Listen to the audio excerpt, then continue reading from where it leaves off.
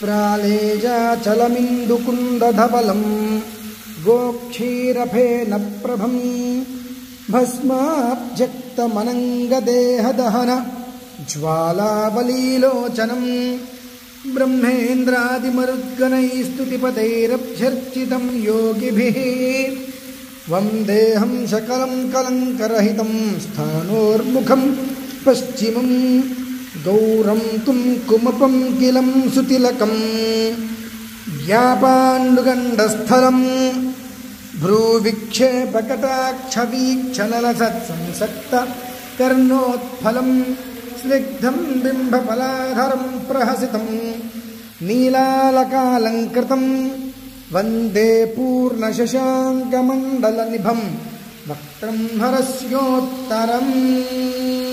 ॐ नमः शिवाय शिवाय गुरवे नमः।